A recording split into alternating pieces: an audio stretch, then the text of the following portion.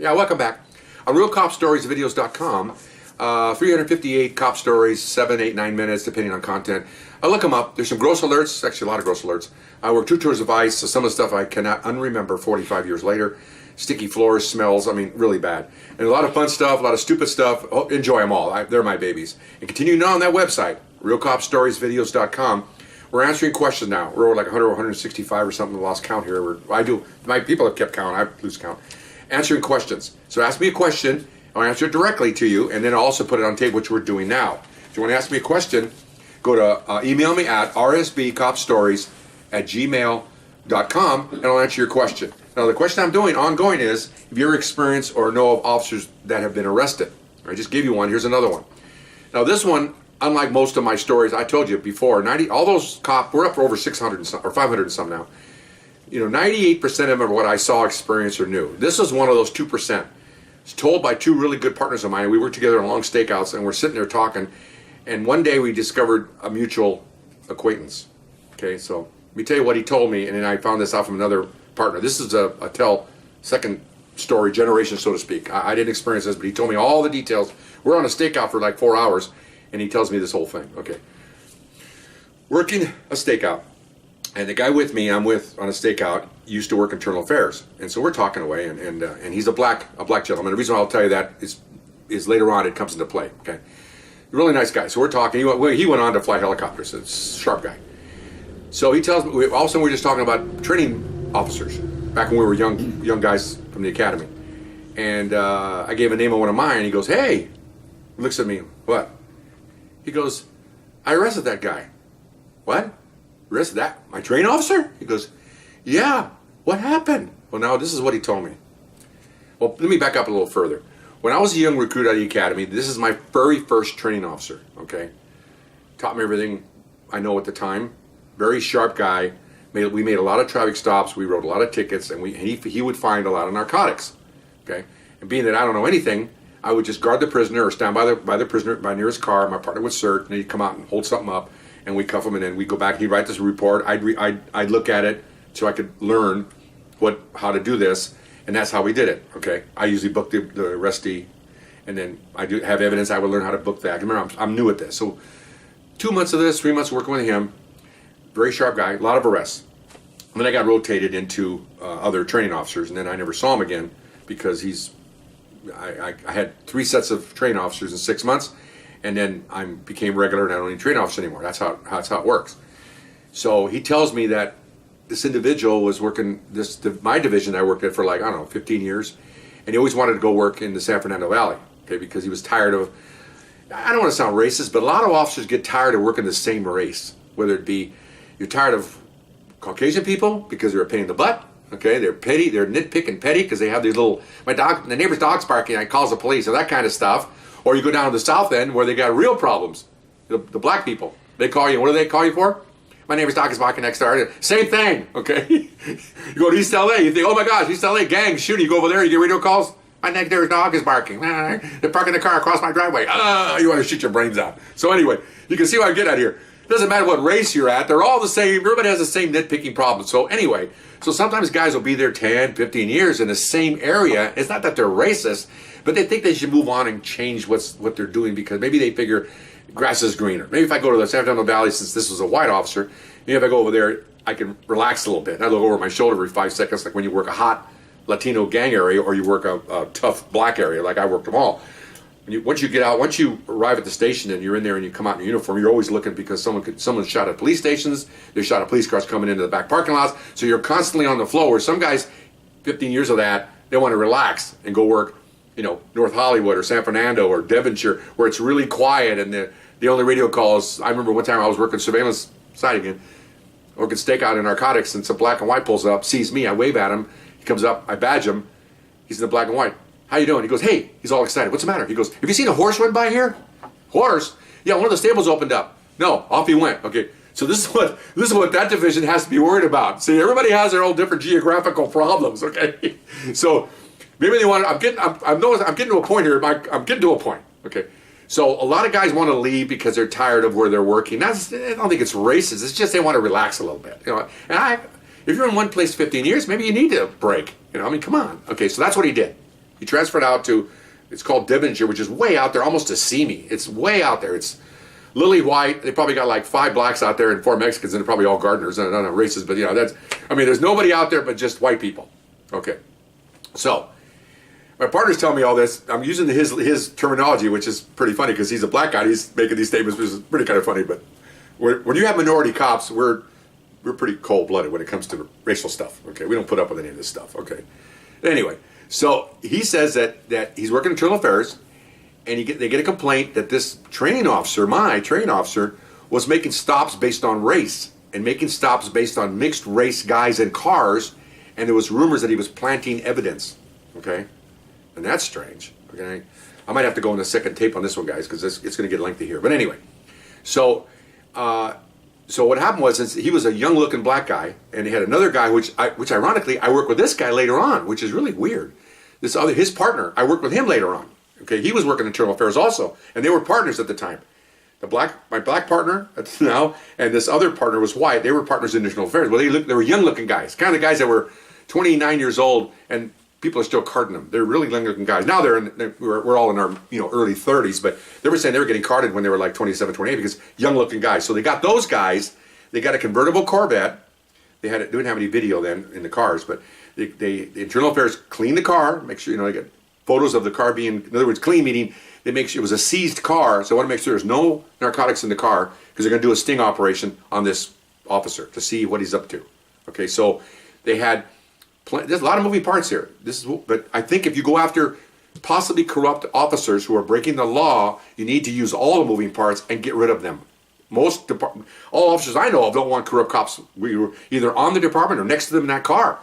All you have is your name and your reputation. You can't be running around with somebody who might not have those attributes you recall or attributes. Anyway, so they put him in a car and they found out what watch this guy was working. He liked to work day watch, so he was working day shift. And I guess this is going to take a while, so I'm trying to show you what it looks like. Most divisions have sections. They're called basic cars. In other words, like A5, which is a car number, will work this. Here's a division. A5 will work this sector mostly. A7 works this sector only. They're connected. A12 works up here. A15 works up here. They're all working sectors within the division. And they try to stay in those sectors so people will know them. They can know the businesses. And they're driving around. And so that this one car, if he's working this division, is going to work mostly in this area because that's his area. That's our area. That's where he's supposed to work. They don't tie you to it. Obviously, if somebody across the way, citizen calls the police, then his car's going to get it. I mean, they're going to go. But I mean, okay. So they put these 2 guys in a car. They had a couple of surveillance cars following them undercover. These are all sergeants now, and they had a van to pull up in case they want to take a video. They had big smoking cameras in these vans, and just to see if they could get this guy to stop them. Okay, and so driving around there, and they're purposely driving around, in the convertible, top down, black guy, white guy, and this is what they heard. He stops. Okay, sure enough, man, the guy's used to doing that. They drive around. They finally see him. Okay, so they purposely, when he's sitting there, these sergeants purposely blow a red light. So he said, I was passenger and we said, blow the red light right in front of the police officer. Okay, right in front of him. Okay, because they were afraid that they'd spend the whole day and he wouldn't stop them, and they wanted to. Well, it's not entrap him, but they wanted to see what he's up to. Notice he was up to. You need to get stopped. They were trying. At first, they were trying to have him stop them just because they're a black and white male, a couple. I should say a couple. They're just black and white guys together.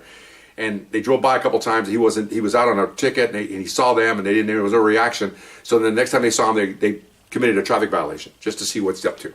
And sure enough, as soon as they made that traffic violation, there he was. And so as he's pulling them over, you can imagine, as he's pulling them over, plain cars are watching.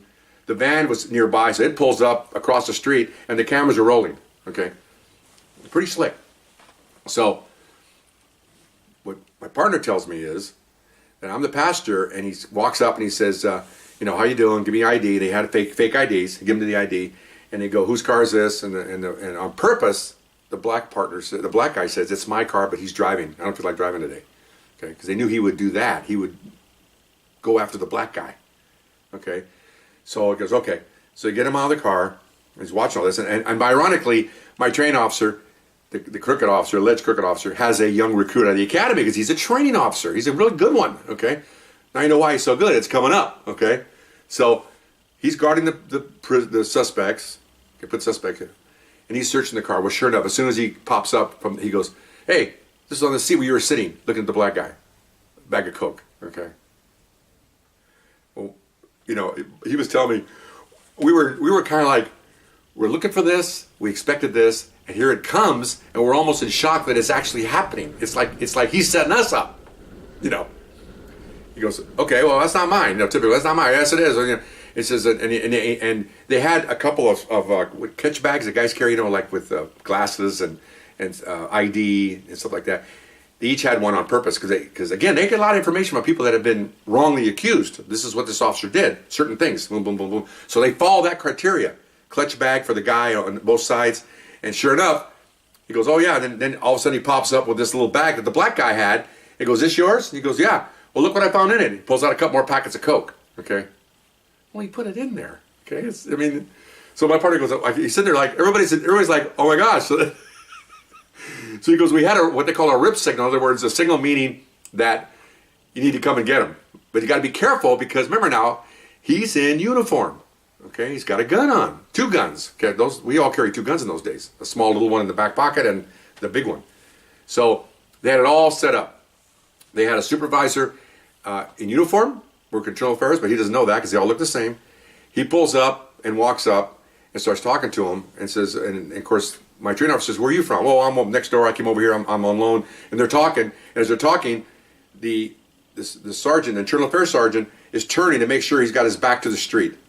And when that happens, he gives a signal, and a bunch of uniform guys, uniform sergeants come out, and they run across the street. He didn't even see him because he's talking to the sergeant. And as soon as they walk up, he told him, this is what he said. He said, it's over. And he grabbed his hands, and the other guys were grabbing his gun. Okay. And he stood there. He said, it's over. He looked around. All I see is guys in sergeants in uniforms. You're done. Cuffed him, took his guns away. Can you imagine his poor recruit? Roll back to his locker at the station. Well, lockers belong to the city. You don't need a search warrant for a locker. Okay, those are city-owned property, so everything in there belongs to. You don't need a search warrant. Cut the lock, went in there, just stacks and stacks and stacks of cocaine in there. So he was seizing, and they had from the recruit said that they made a couple of stops before, didn't find anything. Well, apparently he was taking dope from people that he really didn't care to arrest, and he arrested them, and they eventually confessed that he would take some and book it to the arrestee that day and take the rest and put in his locker for future arrests. Can you imagine? I mean, talk about crooked. This is ridiculous, okay? So they filed charges on him and convicted him of sales and planning and all kinds of color of authority, all these things that officers should not be doing. Of course, he was fired. He had like 19 years on. He didn't get his full pension. He should have been fired. And it's sad. It really is sad. And I get mad because it makes us all look bad. You know, and he felt bad. His partner felt bad because, they're getting a fellow officer. But I said, yeah, but, that's different, man. I mean, this is like getting an officer for taking a free pack of gum from a liquor store. I mean, this is righteous criminal activity. And you're planting evidence on all these poor people that, I'm not saying they're innocent, but they probably were. And so every arrest that he made, every conviction he got was thrown out. They went back and the DA got involved. Of course, our department came forward with everything and pulled up all his arrests, and dropped all the charges on everybody that he ever arrested. Just didn't even say, maybe they did it, maybe didn't even look at the reports. Every arrest he made is tainted. Every testimony he said was perjury. He's done. And he's lucky to get filed out for perjury in court, too, because he's lying the whole time. So anyway, it's sad. And again, I didn't see any of this. I just know the person's involved, the 2 arresting officers, or 2 undercover officers that got him, and of course he's my trained officer. So it was really strange. Remember when I worked with him, he was making we made a lot of dope arrests. He was seizing dope, and I thought, man, this guy's Serpico, man. He's popping dope everywhere. Come on, people's pockets, and I thought he was great. And then I found out he did this crap, and I have no use for him. I don't even want to see him. If I see him today in any, although those guys don't normally pop up at retirements and police functions because people know that they're tainted. But I wouldn't give him the time of day because you disrespected yourself primarily, and then after that you got the rest of us here. We're not like that. None of us. We have a tough enough job out here as it is without guys like you making everybody think we're all corrupt. And there are bad officers. I'm not getting wrong. There are bad officers. He's one of them, another one. So, but that was pretty bad.